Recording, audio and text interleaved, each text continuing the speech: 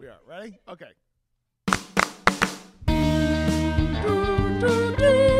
Hey, everybody. Welcome to Chops Podcast. My name is Jack Hinkle. My name is Steve Peterson. And today, Steve. Today is exciting, Jack. Today's very exciting. Why is it exciting, Steve? Because we're back at school. And spring break's over. Thank goodness. Exciting. Oh, my gosh. Hey, you know, our last episode we said that I feel refreshed over spring break. Yes. And you don't. I said I feel lonely. Do you? I feel totally lonely. I woke up this morning. I was so lonely. It's okay, buddy. Not to mention, I'm the only person in my house. My wife is watching the eclipse in Indiana. And but she's watching the eclipse? Hopefully safely. She's not supposed to do no, that. No, okay. But anyway, so I do feel a little lonely, but being here, I'm starting to get the warmth back. What about you? Good. No, I feel refreshed. I got some sleep. It's good. Okay. It's got good. a little. Okay. So, better. Seth, You got me? Okay. all right. So when I asked you why today was exciting, you hit the curveball. Yeah. But today's also exciting because John Calipari left Kentucky, and that's a big thing. And Purdue's playing in the Final Four. Okay, we only have half an hour. Okay, we got to get this moving, bro. So, Gotta get this moving. So we are doing our episode today at Concord High School like we normally do. Normally we're in a room that is a little bit more secluded. But today we have a studio guest audience. Everybody say hello. There it is. We are woo! Woo! Woo! Oh my gosh, this is kind of fun. We should do this next every year. week, yeah. Okay. Yeah. Promise? You can come in. Okay, so we are presenting today at Concord High School. We have what we call a Learn Conference. And Learn Conference is a presentation by Concord staff. It's a half-day professional development. And rather than bringing in education gurus from around the country, we have people that have specialties in our own district presenting about things that matter to us most. So it's a self-fulfilling professional development, which makes a lot of sense.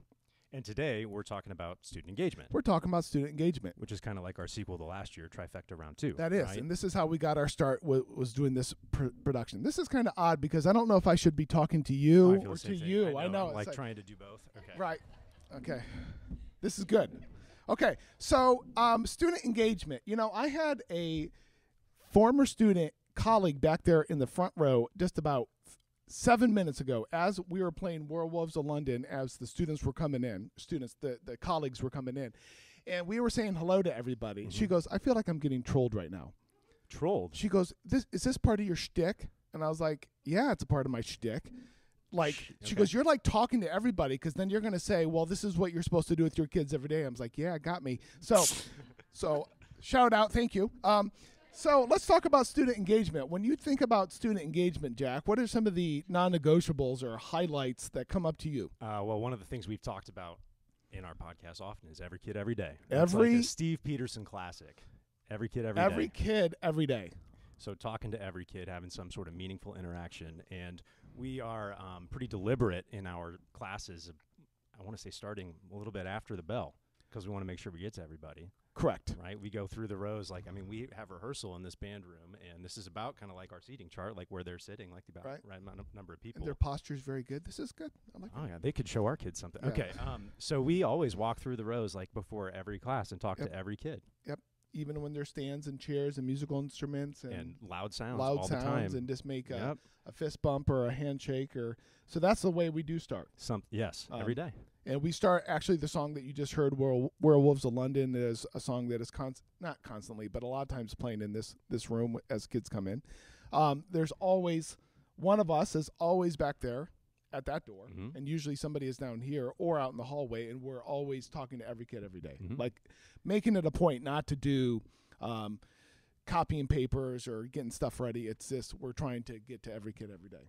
Yes, and Steve made a point, too, that earlier this week that whenever we talk to kids or he talks to kids, his eyebrows are up and he's smiling, and he's trying to not only be, nice to them, but also kind of model to them like what we could get back from them, too. Right. So I don't know what you guys think about student engagement. I know we have a wide variety of what we do in the school day. We have people that are administrators and people that are in the high school classrooms and people that are in the K through 4 schools and 5, 6, and then 7, 8, and that student engagement obviously would be something that's important to all of us.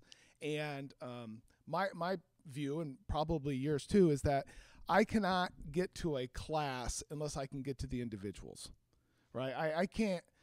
I can't teach a room of 65 students in wind ensemble 7th period at the end of the day unless I get to every kid and know them at a personal level. I guess I could be a guest artist, a guest teacher, and come in and like do an all-star band and like woo and do that little song and dance for a couple hours on a Saturday or something. But I think to really like make a difference in the classroom, I have to know the kids. We did a episode a few weeks ago with a friend of mine who lives in Kentucky. She's a kindergarten teacher. Her name is Lori Isolt, a wonderful educator in a small town of Berea, Kentucky. And she said, yeah, you got to get to know those kids so you can go back and say, hey, how did your grandmother's surgery go? Or is your dog doing okay? But having those connections that maybe don't seem that important, but to me, like, I don't understand how you could teach a class and not know your students. I would rather err on the side of doing that 5-minute ice, warming up at the beginning. I'll take that 5 minutes. And that's an investment. It's not a deficit. I would take that. that. Is always paid back to us tenfold. Right. Always. Right. So, so the other thing is that with student engagement, we just talked about this the other day, actually, is that in thinking about things that you would like to ask or just discuss. We are not the professionals as far as like having answers, but I think this could serve as a way that we could talk about things as a group. I think sometimes as educators, there's a lot of us in this room. I know a lot of you that you come into your room and you're into your area with your eyebrows up, and as Scott Spradling would say, with your nostrils flared, like you're excited to be there, and you have this teacher affect that you've maybe a persona, and some of you come across it easier than others, but also sometimes when you look back on students, that doesn't always reflect back to you, right? And maybe, I'm sure it's different, K through 4, 5, 6, 7, 8, 9, 12. We have our own ups and downs about what the student affect is. But that engagement, I'm really interested in how to help the students get beyond their normal posture and just kind of not engaged as much, and figuring out how to get them to the fore. So that is something that we talk about in class. Like, how is, like, you're looking at me right now. If you were looking at a mirror on your music stand, how does that translate to me, right? How does that look? And so instead of just being there like, what, I'm not doing anything. Exactly. So how can we engage our students to become more to the front and more engaged? And I would say it's a daily process, and it's an adventure, and it's not anything on cruise control. It's like something we work on every day. And this is something we talk about every day, like once we're done with a class. Like, this is part of what the podcast was and kind of how it started. Like, we were just always like trying to sharpen our own tools and see like, what else can we do? Like, how else can we get to the kids? And we always kind of look to ourselves first, not the kids, if something's not going well that we like. And so we're always trying to sharpen that tool. And I think that's where you guys come in. Yep. Right. So we have a microphone here, and we would like, if anyone is feeling brave. Oh, no, we already know. Yes. Yes. Isaac, you'll be third, so think about that, okay? You don't have to be first or second, okay? So questions or maybe something that works well in your classroom best that practices. we would like to hear too, that we can just kind of get the conversation started. Because as we said, collaboration, it works the best in our view of professional development. Right. So, you like Hannah, to come on down. Let's go, Hannah. Down? Yes. Yeah. Yeah. Okay, so introduce yourself to Chops Nation. You got to eat the mic like you gotta like eat this. the mic like you it's gotta a get donut. that close. Okay. I've never used a microphone before. You sound like it. So one of the things that I actually talked about this morning. Wait, Hannah, can you tell us what you teach and where? Oh, hi, I'm Hannah. I teach geometry and a college prep class, but I will be transferring to special education next year. Wonderful. At the high school. Sure. Okay, thank you. So, but no, I was talking to a presenter earlier about this, but since you're talking about student engagement, how do you think, or how important is it to show your humanity? And how does that then get or produce student engagement? Can you speak to humanity just a little bit? Like what are some of the words that come up to your mind? Like, well, just more or less like showing that you're human. You know, like showing, like when I come to the class and I'm not doing well, I'm like, hey guys, I'm really struggling today. I'm going to have the lights a little bit lower and da-da-da-da. Like, I'm showing them that it's okay to not be good, or then I tell them about the good things, like, Mhm. guys, my daughter smacked me in the face with her foot this morning. No big deal. Like, Classic. you know, that was my alarm clock. But, you know, like, how do you think that helps with then, like, the student The engagement? humanity, producing the that? Yeah. right. Wonderful. Thank you. You're welcome. Thank you. Okay. You got this. If you've ever seen Steve and me in a classroom teach together, we're very easily distracted. Fascinating. Yeah. Fascinating. Yeah. Sometimes by our kids, most of the time by each other. And we're pretty good about kind of rolling with the punches with that. And I think that that's something that does show the humanity, and just say, like, okay, we're human and we can have fun and work hard and do really good things. And I think that having those moments that show your authenticity and how you react to authentic situations really builds rapport and builds trust. So just the normal rise and fall of the day, and maybe when things don't go as well, Caffeine's low. and showing how you adapt to changes in the plan. What do you got? I was thinking about one of the things that I like to do, and students probably don't know this, but they'll know now if they happen to listen to this. But I like to use my personal life or episodes in life that may be a struggle to use that as teaching moments for them, but I don't let them know what the personal struggle is. But like the maybe when you're disappointed, if you're talking about something like personal organization, and maybe how your life got affected or derailed by somebody else's disorganization or planning or lack of planning, and how that affected you, kind of bring that into the plan, but not to throw anybody under the bus or not to throw yourself into a crisis mode, but just kind of saying, this happens from time to time and this is how I deal with it. You know, just like make a real connection to those things that don't go as well as what you had hoped. Actually, the other day when I just used that, I think on the last reel we did, was looking at the mirror and your music stand, and like, what is that affect that you're giving your teacher? And it makes me think about people in my life that I see like on a daily basis, from first period to last period, from home to school to church, to like, what do certain people look like when I look at them? You know, and some people that you see, you're like, I'm so attracted to you because you're like so welcoming and you're so joyful and like you're so interested in me, and like I want to be that person, you know.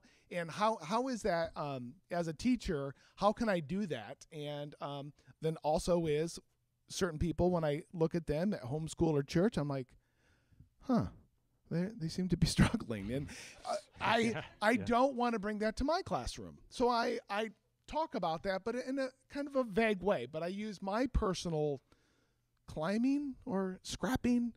Is that? And you always teach it. Like, that's the other thing. Like, it's so easy to say to a kid, you need to smile more. But it's never that, right? You're always like, how would it feel like if I looked like this to you? Like, you never tell them the answer. You make them come to it themselves. Right. Which is something I appreciate. Yeah. All right. Next. Oh, come on. No, Isaac, come on. You got one? Come on. Yeah. Isaac Fisher, everybody. Yeah!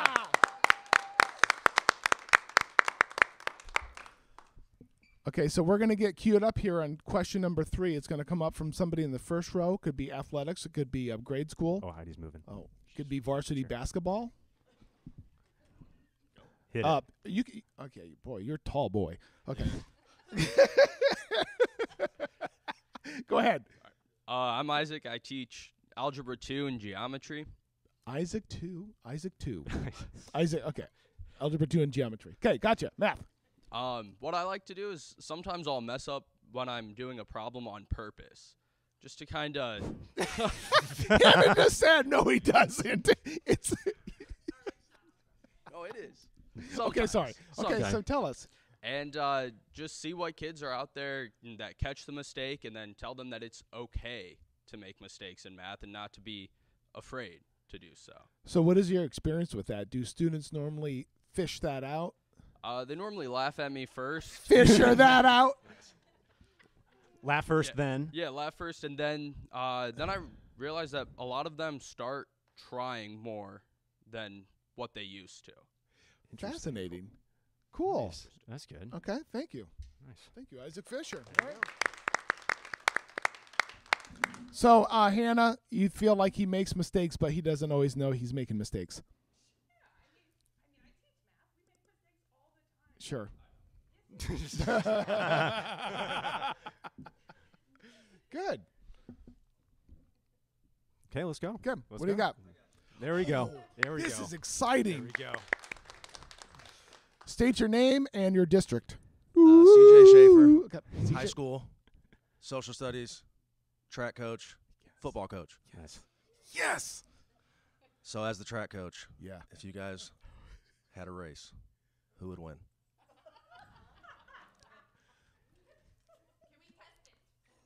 Between the two of us, who would win? Correct. Me, hands down.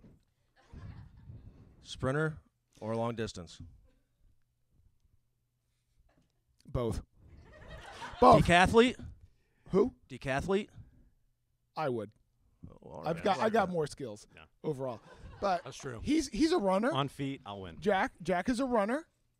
And Steve's kind of scrappy, though. I could see I'm that. scra- Yeah, he's feisty. Yeah. right? I would go.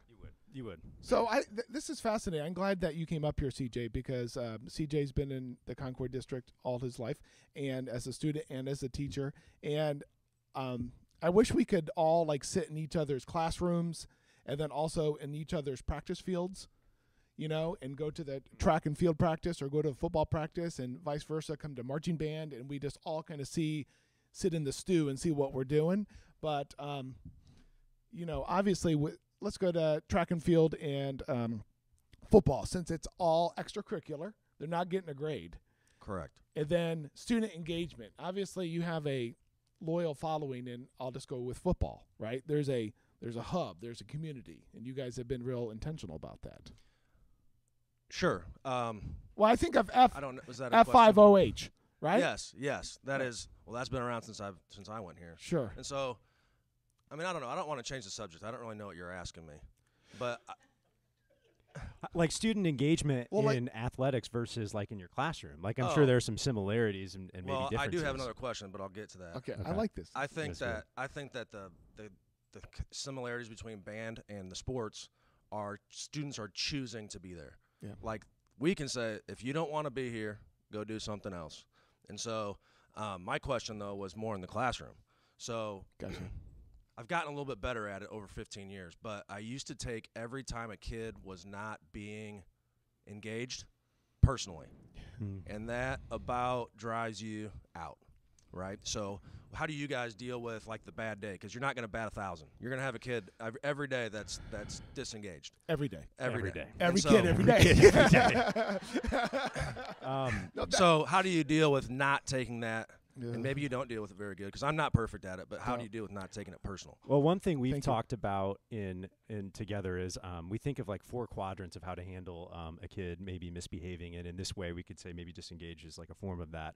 And you can either praise a kid or you can nudge a kid, and you can do it publicly or privately. And you have like 4 different options if you look at that, or you could do nothing and count it as 5. And that kind of helps objectify it for me. Like if I have to like kind of sort it out of like how should I handle this as a teacher, that kind of takes it a step away from Jack and puts it on Mr. Hinkle. And then I can kind of go from there and see like what's the best fit for this kid right now and what's the best fit for the class.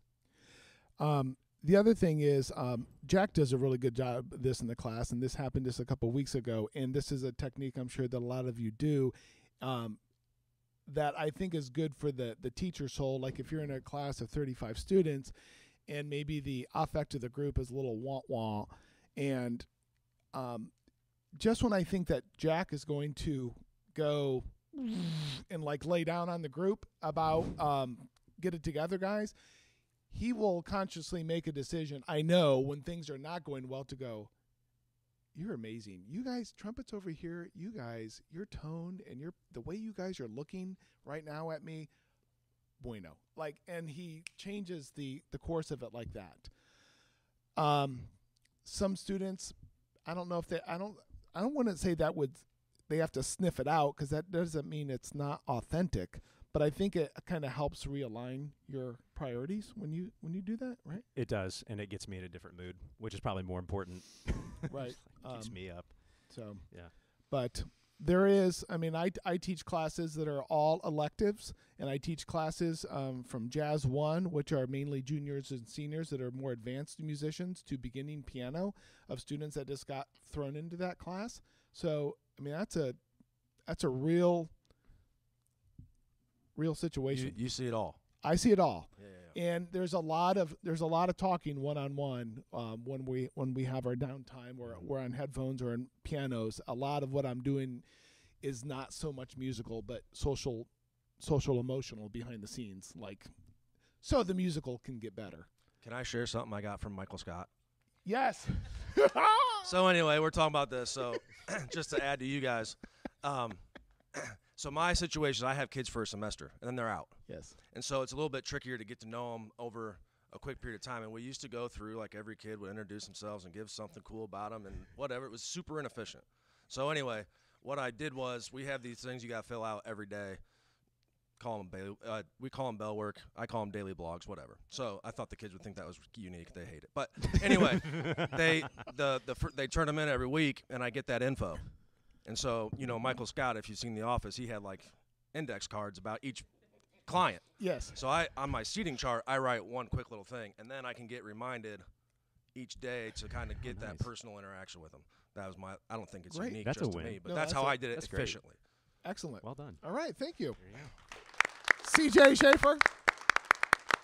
You miss all the shots you don't take. You miss all the shots you don't. Wayne 100% Gretzky. of the shots you don't take. Wayne Gretzky. Michael Scott. Michael Scott, right? CJ Schaefer. CJ Schaefer.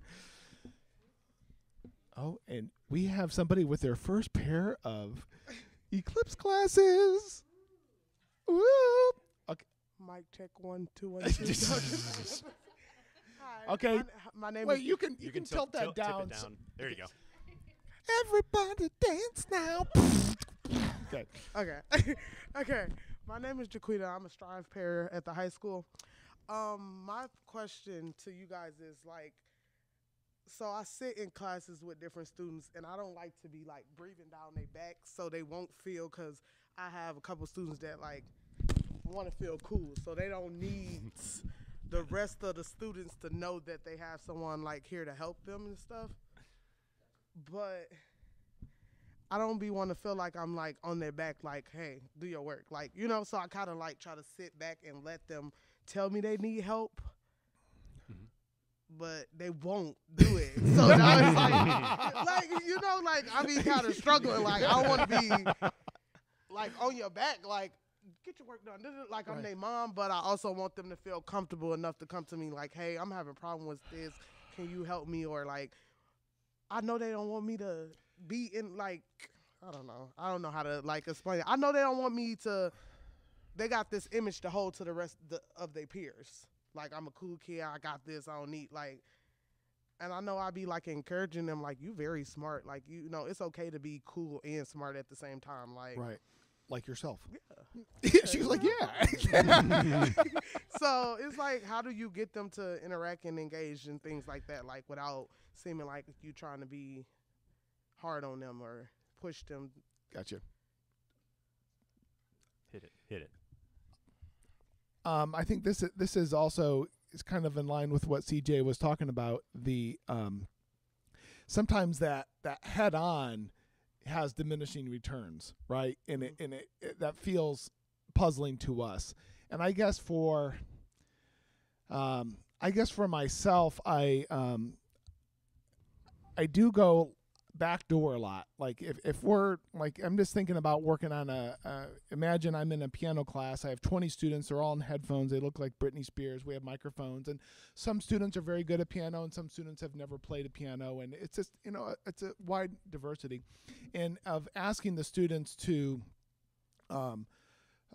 play on their keyboards. And now in this class, it's like one-on-one, so I'm like talking to them on their keyboards, and it's like, okay, we're gonna play Ode to Joy, and I was like, I can play that, I can't do that, man, but just I do spend a lot a good deal of time, like priming the pump, just, talking to them, but then also using my own experience with them and helping them be successful with something maybe easier, like a scaffolded approach, but like say, hey, remember when we did this? And just for me, like finding the joy of playing piano and just helping them be successful, then transferring that to something that's a little bit more difficult. But finding those successes, finding something that maybe that's easier for them that they immediately can do to kind of get their self-confidence and their motivation going. A wise man just told me, find the good in the students instead of finding the bad. Letting them know that they're doing good instead of letting them know that they're always doing bad. That one right there. That's the wise man that told me that. Mr. Purdue. Pete Purdue back there. Yeah. What are you going to say? That's good. We had a teacher work with our band a couple years ago, and one of the kind of life-changing things in my teaching that he taught was that behaviors are really just skills. And there are no bad behaviors. They're just Can you say that again? Because this one, when he said that, I was like, what? But behaviors are just skills. So anytime that a kid's acting up, he's just not great at that skill yet. And something that I think of with that is like rigor. And like some of these kids, like you may be like trying to push them through, and that's like one of their first experiences with like real rigor. And like as Steve was saying, like kind of break that down and give them maybe, as like Steve said, something easier to achieve. And then once they get that, they do kind of latch onto that success, and they're addicted to it. And then once they get this little thing, then they've kind of built that skill of demonstrating rigor, and they can do it at 10%. And then the next time you give them 15, and the next time 20, and then in a week they're at about 50, and then they got 100. Right. And that to be said, for every time that we come across a student that, like you're describing, maybe in our band class, because we do, we have those situations, and then of course we have successes like we all do, but we have those frequent flyers that we're coming back to, and we're trying that public and private and nudge and hug, and like how, like it may change. It may be taking them out in the hallway, maybe glorifying them in front of their classmates. It may be correcting them in front of their classmates. It's like all hands on deck, and it just feels like it's never like, we tried this, I don't know what else to do. I don't know. It's always changing. It's a game. Yeah. It's a game. It's a high stakes game, but it's a real game. I think everybody in this room that has ever sat in a room full of children has had that same experience. So thank you for your question. Appreciate you. Thank you. 9:10. Okay, we are down to the last question. Come on, we need one more. Yes. Yeah, there we go. Yes. There we go. Yes. Your name and how many years have you been in? Okay. Derek Deshone. I teach high school PE, but I've taught elementary PE, second grade, fourth grade, fifth grade, junior high math remediation. I've done a little of everything. Wow. And also serves as the varsity basketball coach at Concord. So just when we win. Just when you win. Gotcha. And I didn't know you had all that experience with all the little people too. So yeah. Okay, caller. I just kept moving up. That's all you need to know. I just kept trying to get higher and higher. Okay, caller, go ahead. A couple things. Number one, elementary people should be paid more than us. I can tell you that much right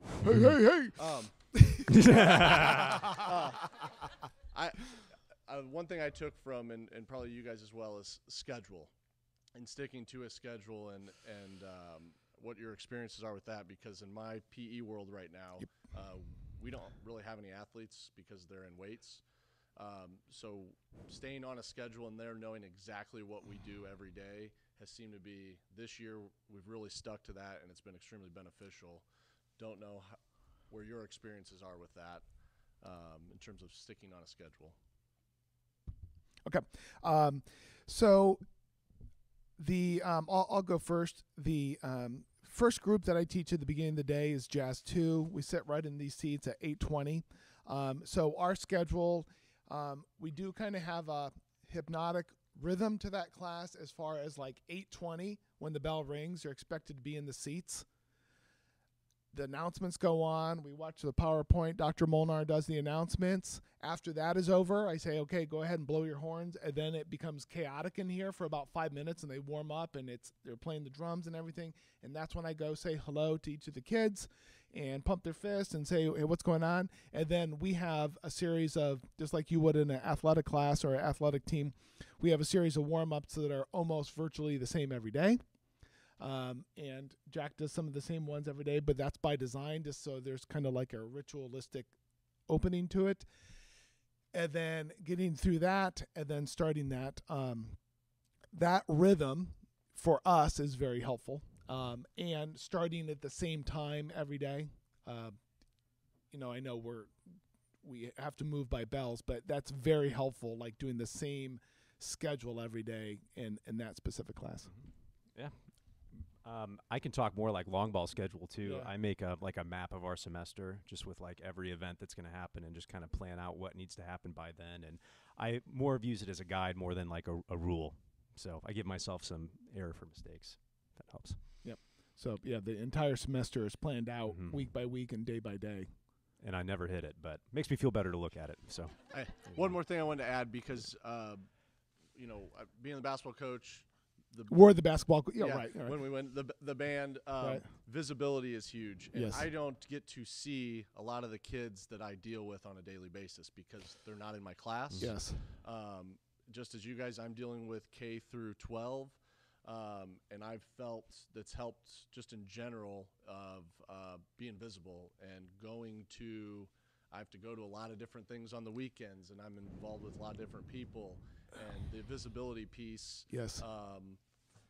helps. I think even though I don't have these kids in the classroom, kids kind of have seen me before they've actually come into my room. Right. And not on purpose that I've necessarily seen those kids, but the visibility piece in the community and all of our basketball things has been beneficial to just some comfortability of kids have seen me before they actually walk into my room. Sure. And that helps the engagement, right? The overall engagement of your program. Oh my gosh. Oh, wait. looks like we're done. Okay. Hey, well, we'd like to thank you all for coming out to Chops. Yeah. Okay, thank you for Steve Peterson. And Jack Hinkle. We're out of here. See ya. Thank you.